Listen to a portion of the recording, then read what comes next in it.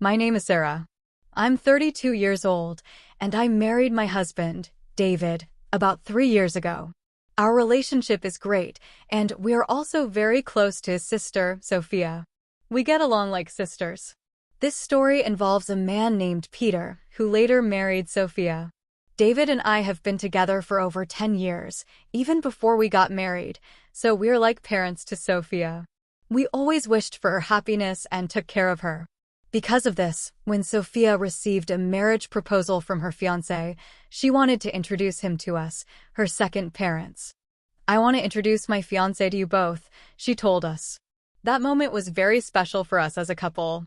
We felt so happy because Sophia, whom we love like a daughter, was finding her partner and working towards a happy future. It was a joyful moment for both me and David, and our hearts were full of happiness. Finally, the day came when Sophia brought Peter, her chosen partner, to meet us. Peter seemed to be around my age, maybe 32. He was 5 years older than Sophia, which made me realize she likes older men. I watched him quietly and was impressed by his solid appearance and calm attitude. However, I noticed Peter kept glancing at me. Did he want to say something to me?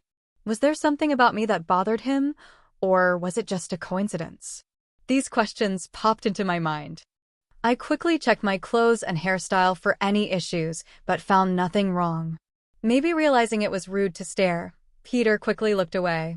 In the end, we couldn't understand why he was watching me so closely, but David and I decided not to worry about it.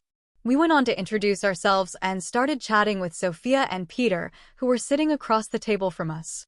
"Please take good care of my younger sister," was a classic phrase exchanged, and David responded with a smile. "Sophia, I'm trusting you to him," he said, entrusting Sophia's future happiness to Peter.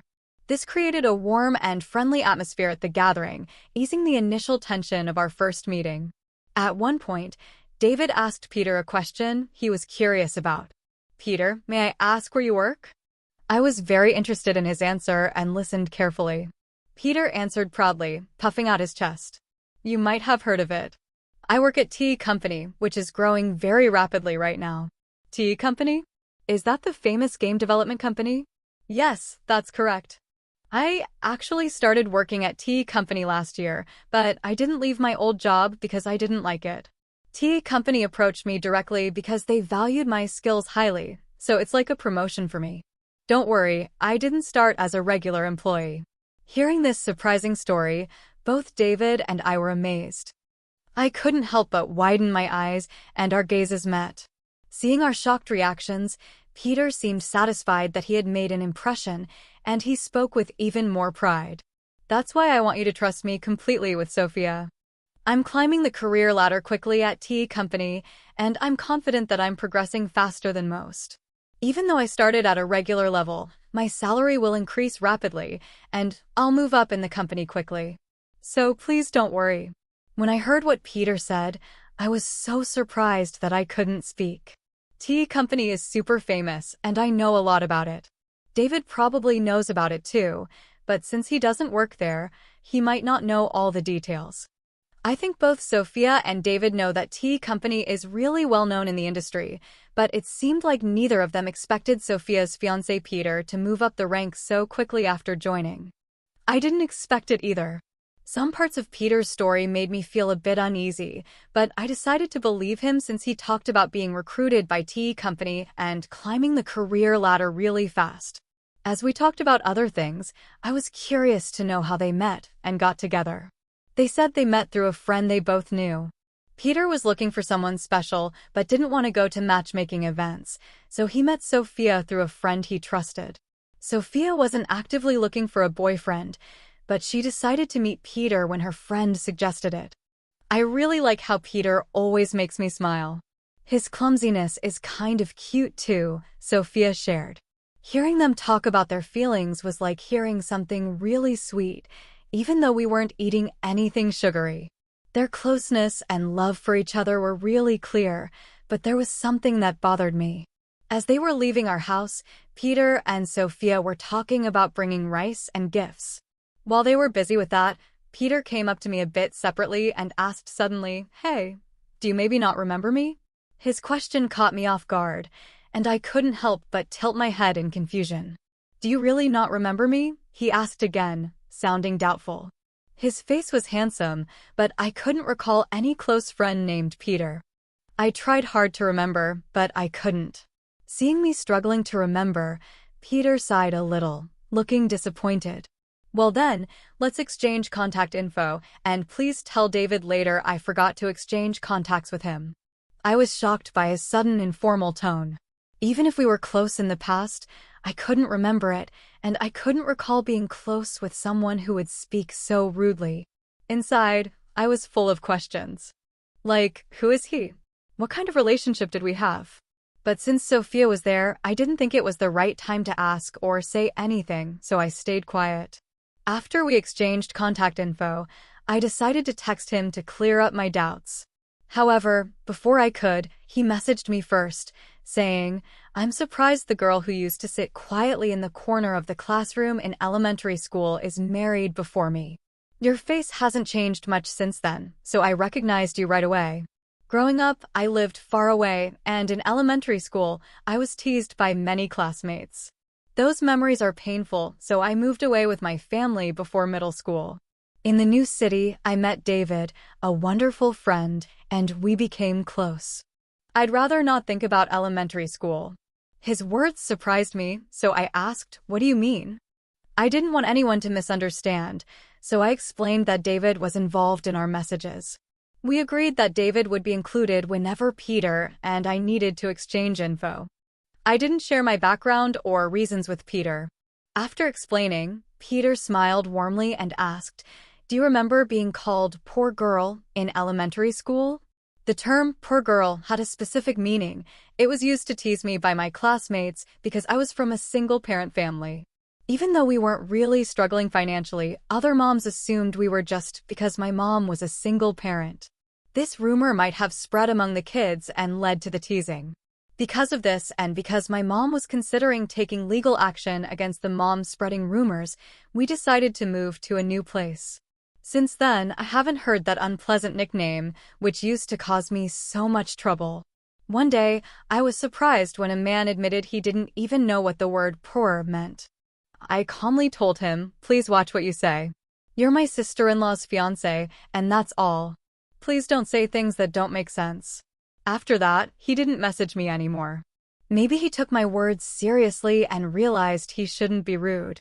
But watching all this, David seemed really uncomfortable with the way Peter spoke, and his face changed quickly. What is that guy even thinking? It's like he doesn't realize he's talking to the sister-in-law of the woman he's going to marry and bringing up stuff from elementary school and acting like nothing's changed. "That's just crazy," David said, his anger showing. Seeing David so upset, I tried to calm him down, saying, take it easy. But I was also worried, so I called my mom right away and asked her to find a class photo from my elementary school days. I wanted to see if there was a classmate named Peter in it. Mom quickly found a boy named Peter and said on the phone, "Wasn't this Peter the one who used to bully you the most?" Suddenly, I remembered everything I had forgotten. Peter was indeed the main bully. Just to be sure, I asked for more details.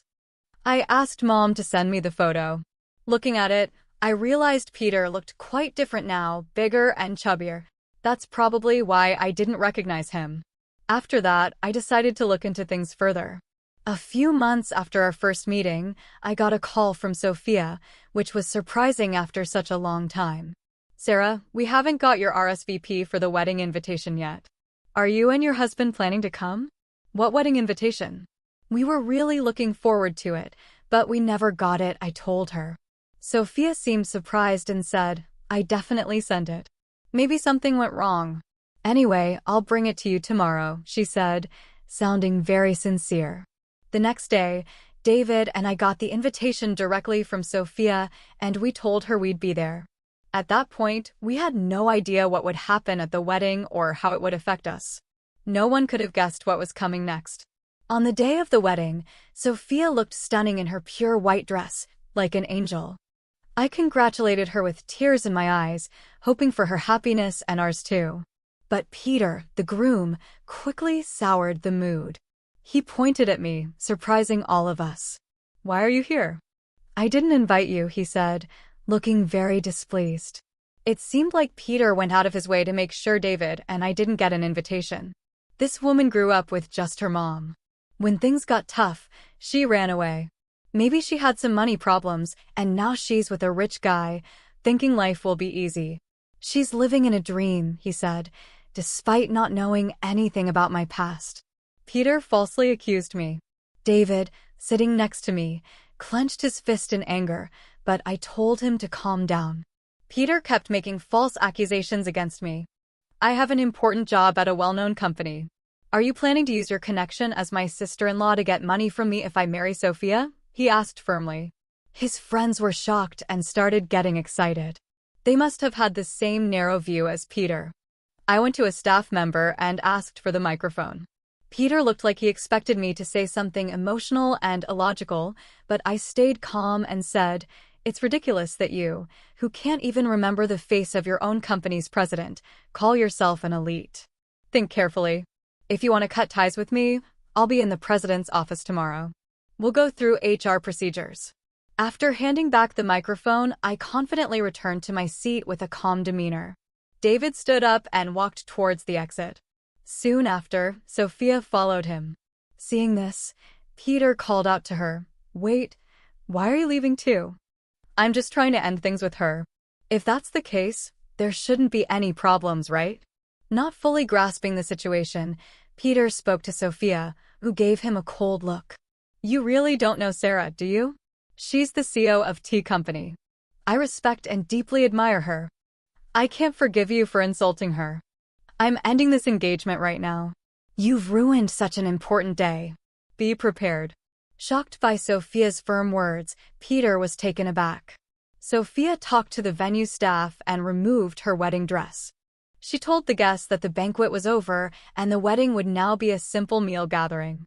She made it clear that this wouldn't happen again and firmly blamed Peter for the breakup. The next day, as I had promised, I calmly waited for him in the president's office.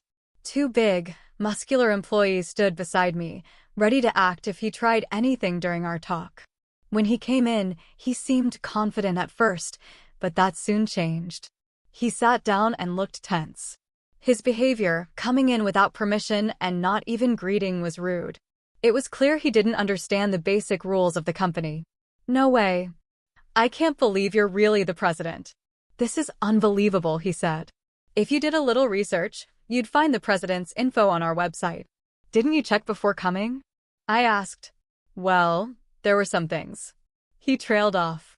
It seemed he hadn't taken my words seriously or bothered to find out the truth. Maybe he thought I was joking or lying in front of all those guests. I told him I'm considering terminating your contract. "What? You can't make such a quick decision over a small misunderstanding." "I'll talk to the Labor Standards Inspection Office." He tried to persuade me carefully, but I calmly put a copy of his resume in front of him. "You lied about your education here, didn't you? And you claim to have skills you don't actually have, like Excel and video editing. Is that true?" "Well, about that." He started. "Falsifying information and providing false reports are valid reasons for us to terminate an employment contract," I told him directly. He looked surprised at my statement. In fact, I had a strange feeling about him since our first meeting. Afterward, I checked everything thoroughly. Normally, our company doesn't use headhunting methods.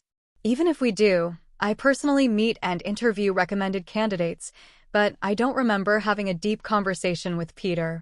He joined through our regular hiring process and started as a regular employee. He claimed to be aiming for promotion and said he was skilled with certain software, but he actually wasn't. That's why he never got promoted. His self-assessment was very high, and I found that suspicious. So I looked into his attitude. He was lazy at work and seemed content just to be part of the company. I tried to help him improve, but he didn't change. Now that he's broken off his engagement with Sophia, there's nothing special between us. He continues to act unpleasantly, making me uncomfortable, so I see no reason to be lenient with him. I promptly asked Peter to leave the company. Since he had only been with us for less than 6 months, there was no need to consider severance pay or handing over specific duties over such a short time. "Can't you help me out as an old friend?" he pleaded. I coldly replied, "I don't see any reason to continue our relationship," and arranged for other staff to handle his immediate departure. It seems he was hoping for financial help from his father, but because of the outrageous rumors he spread, that didn't happen. There was a past incident where my mother sued for defamation, and Peter's mother was the victim. My father paid compensation for damages once before. Faced with a similar situation, with his son demanding compensation, my father likely reached his limit, stopped providing financial support, and cut ties with him completely. Afterward, Peter took care of his elderly mother while being pursued for compensation. Eventually, he vanished, seemingly taken away by people in all black clothing, and nobody knows where he is now. Someone might eventually come forward with information about his whereabouts, but I have no plans to actively search for him. Initially, Sophia was deeply hurt when she learned about her fiancé's background, but time heals, and about 6 months have passed. She's starting to see it positively, saying, "It's probably best we didn't get married." Lately, her smile has returned, and she's even looking for a new partner. Seeing her happier again, David and I are truly relieved. They're even talking about having children now.